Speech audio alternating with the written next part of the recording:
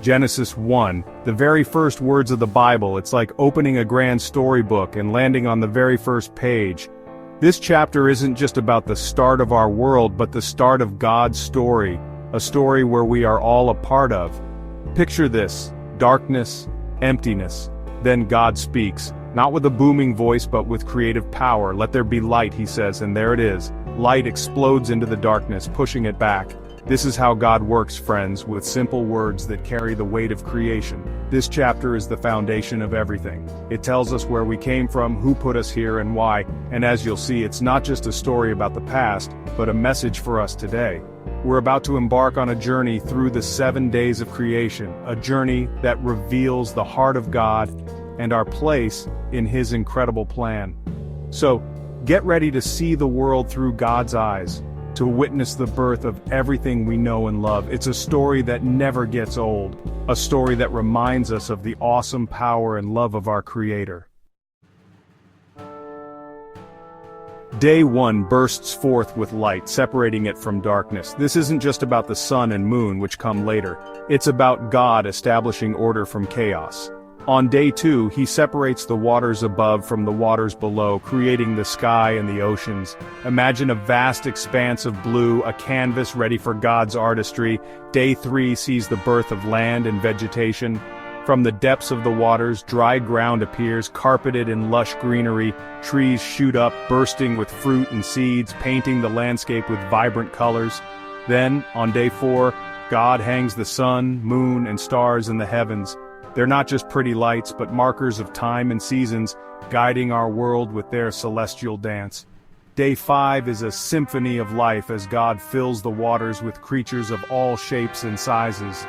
Fish shimmer in the depths while birds take flight, their songs filling the air. The pinnacle of creation arrives on day 6 with the creation of land animals and finally humans. Made in God's own image, we are given dominion over all He has made, a responsibility to care for His creation. Day 7 is a day of rest, a Sabbath established by God Himself. This isn't just about taking a break, it's about acknowledging God's work, reflecting on His creation, and finding rest in Him. The creation story is the bedrock of Christian faith. It tells us that our God is a God of order, purpose, and love. He didn't create the world by accident, He meticulously crafted it with intention. This story also emphasizes the special place humans hold in God's heart. We are the pinnacle of His creation, made in His image to have a relationship with Him. It's a reminder of our inherent worth and the responsibility we have to care for each other and the world around us. The Sabbath, established on the 7th day, is a beautiful reminder that our lives shouldn't be all about work and striving. We are called to rest in God, to find our identity and purpose in Him, not in our accomplishments.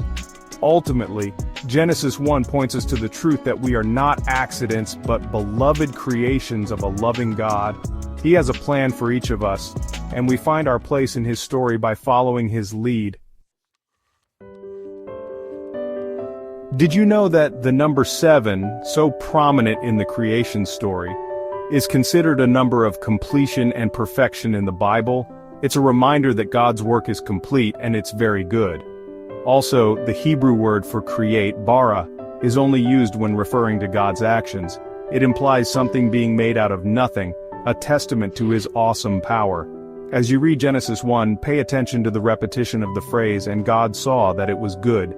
It's a refrain that emphasizes God's pleasure in His creation, a reminder that we are part of something beautiful and good.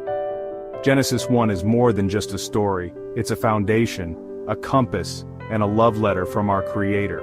It reminds us who we are, where we came from, and the one who holds everything together. So the next time you look up at the stars or feel the grass beneath your feet, remember the awesome God who spoke it all into being.